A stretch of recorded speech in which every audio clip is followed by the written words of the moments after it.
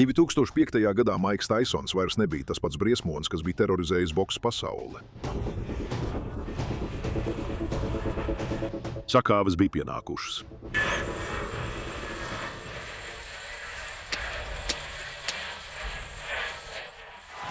Nauda bija pazudusi, un tā, kas viņš kādreiz bija, ēna svēra vairāk nekā jebkurš pretinieks.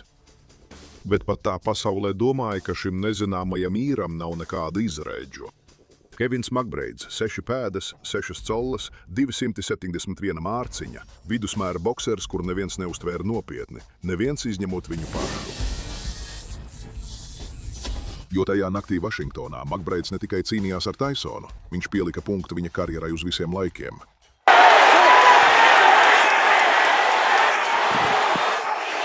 Kevins Makbreids dzimis Klonēsā, Īrijā, mazā pilsētiņā, kas nebija īpaši pazīstama ar pasaules līmeņa bokseru audzināšanu.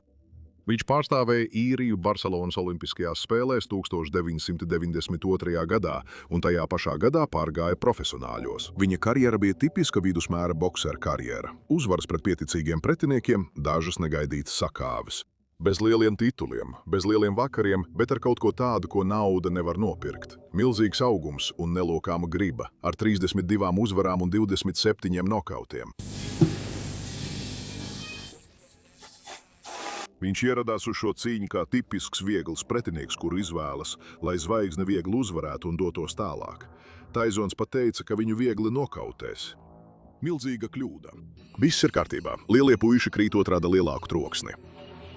Tu saki, ka tas būs nokauts? Bez šaubām. Es trenējos daudzas stundas 11 nedēļas. Esmu labā formā un pārliecināts. Taisons šai cīņai piegāja savas dzīves sliktākajā brīdī. Viņš bija zaudējis Lenoksam Luisam 2002. gadā.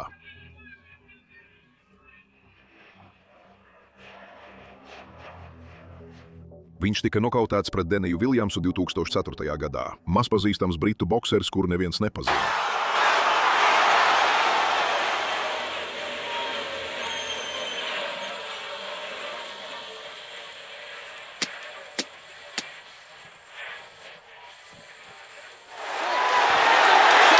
Viņš bija paziņojis par bankrotu 2003. gadā un cīnījās būtībā tāpēc, ka viņam vajadzēja naudu. Tajā naktī viņš saņēma 5,5 miljonus dolāru. Makbreids saņēma 150 000, bet nauda necīnās tavā vietā. Taisons pirms cīņas šķīrās no savu trenera Fredija Rowe un nolīga austrālieti Jeffu Fenneku. Izmisīgs solis no cilvēka, kurš zināja, ka kaut kas nav kārtībā. Makbreids ieradās ar 7 uzvarām pēc kārtas un ļoti skaidru solījumu. Viņš pārsteigs pasauli, un neviens viņam neticēja. Makbreids ringā ienāca ar 2 īru dūdeniekiem, kuri spēlēja Vašingtonas MCI centrā.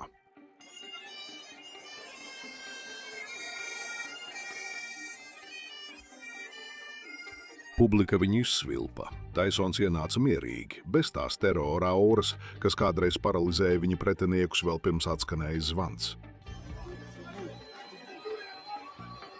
Tas jau pateica visu. Jau no pirmā raunda Makbreids izpildīja savu plānu ar pārsteidzošu skaidrību.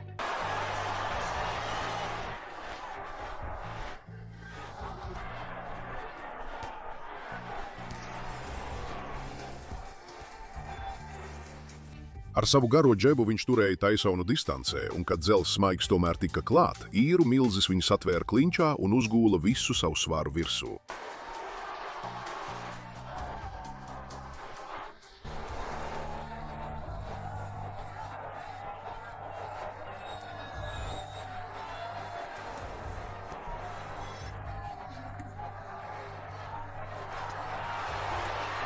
...271 mārciņa spieda Taisonu, rauns pēc raunda.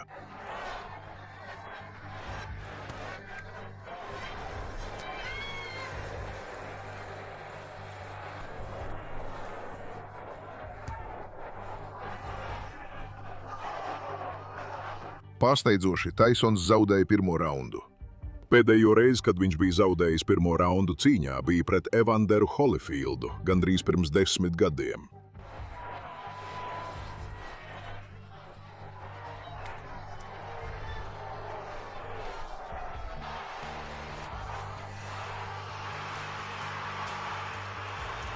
Otrajā raundā stāsts bija tāds pats. Makbraids bija aktīvāks, gudrāks, svaigāks.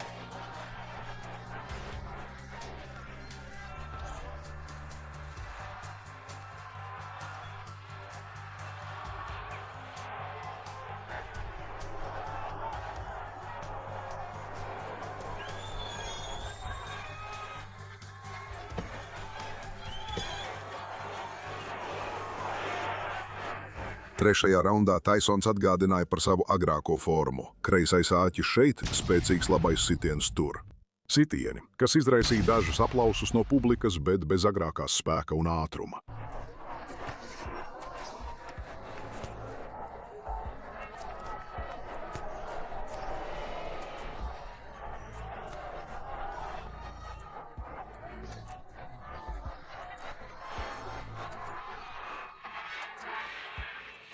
Ceturtajā raundā Taisons izgāja, lai meklētu nokautu. Kreisie apperkoti, spēcīgi sitieni pa ķermeni.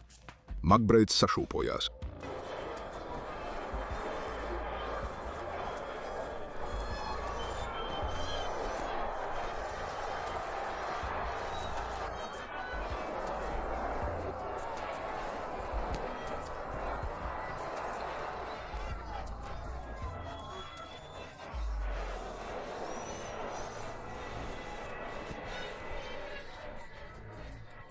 Uz mirkli šķita, ka dzelzs maigs pieliks punktu šai cīņai.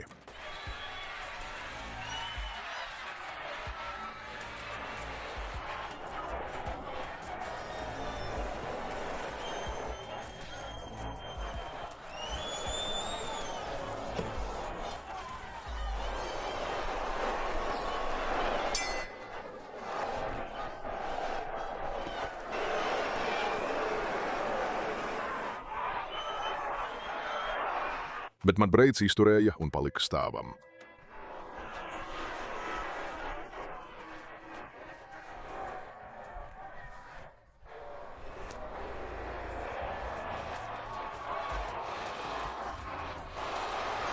Līdz 5. raundam Īra stratēģija bija pilnībā nostrādājusi. Taisons bija izsmelts. Viņa sitieni kļuva lēnāki, īsāki, ar mazāku spēku.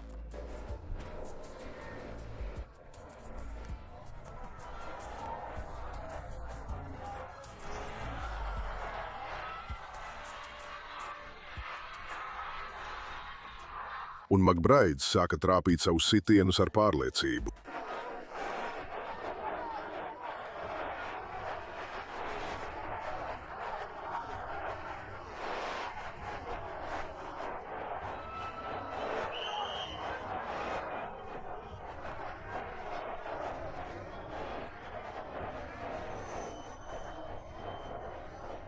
Tad pienāca 6. rauns, un tur Taisons pilnībā zaudēja savaldību. Vispirms viņš mēģināja laust Makbraida kreiso roku klincā.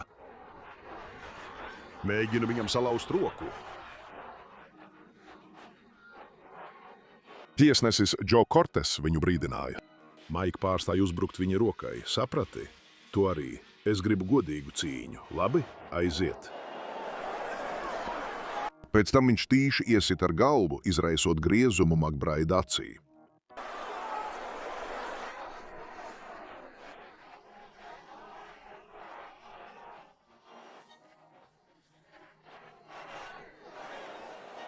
Kortes nevilcinājās. Viņš atņēma Taisonam 2 punktus. Kad pulkstenī vēl bija vairāk nekā 2 minūtes, abi atkal apmainījās sitieniem. Taisons trāpīja āķus, kas šķita satricinām Makbraidu. Taču Īrs atbildēja ar savu sitienu gūzmu.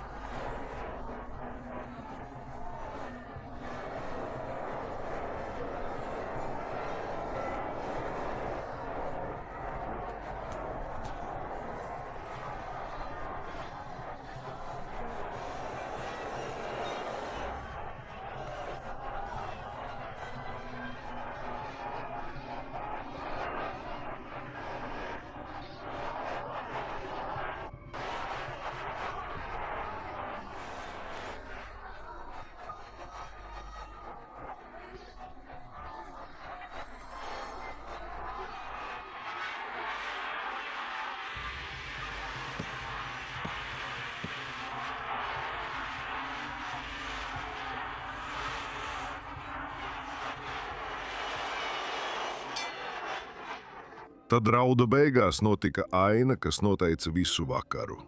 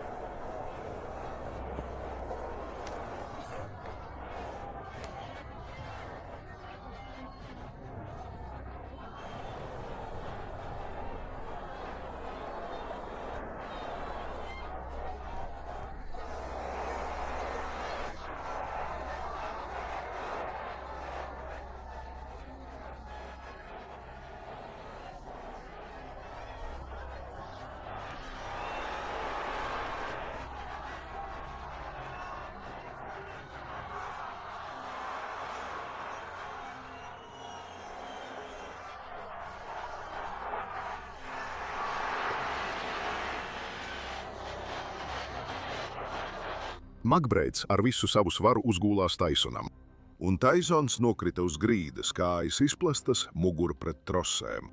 Tiesnesis to pasludināja par paslīdēšanu. Bet Taisons tikko spēja piecelties. Viņš lēnām devās uz savu stūri ar apmaldītu skatienu.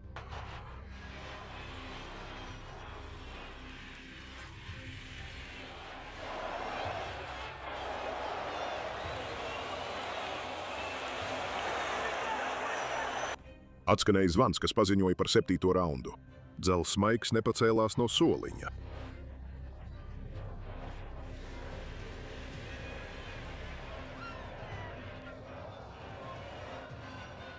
Viss ir beidzies. Kevins Makbreids ir uzvarētājs. Maiks Taisons izstājis. Vīrietis, kurš 20 gadus bija terorizējis boksa pasauli, palika sēžot, un viņš pateica savai komandai, ka nevar turpināt. Tehniskais nokauts 7. raundā uzvara Kevinam Makbreidam. Taisons joprojām uzvarēja 2 no 3 tiesnešu kartītēm brīdī, kad atteicās turpināt, taču viņa ķermenis un sirds šo lēmumu bija pieņēmuši jau krietni pirms viņa prāta. Pēc cīņas Taisons paskatījās kamerā un pateica kaut ko tādu, ko neviens negaidīja dzirdēt no visbīstamākā cilvēka uz planētas. Vai tu vēlējies turpināt? Jā, es gribēju, bet kamēr viņš mani sita, es sapratu, ka man vairs nav ko dot. Es varu uzturēt sevi formā, bet man vairs nav vēlmes cīnīties. Kurā brīdī cīņas laikā tu to atzini? Nezinu, sākumā. Atvainojos, ka visus pievīlu. Es vairs nenesu to sirdī. Es cīnos tikai tāpēc, ka man vajag naudu. Man tam visam vairs nav dušas. Es vairāk gribu rūpēties par savu ģimeni. Man vairs nav tās niknuma. Es vairs neesmu zvērs.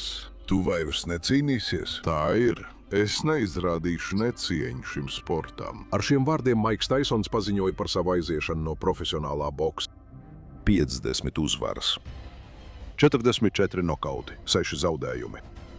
Un beigas pienāca sēžot uz soliņa pretī mazpazīstamam islandiešu vidusmēra bokserim. Kevins Makbreids tajā naktī nopelnīja $150,000. Taisons nopelnīja 5,5 miljonus. Bet nauda nenopērk to, ko Makbreids paņēma sev līdzi uz visiem laikiem. Tituls tam, kurš aizsūtīja Dzels Maiku Taisonu pensijā. Abonē kanālu un pastāsti komentāros, vai tu domā, ka Taisons bija jāaiziet no boksa pirms šīs cīņas?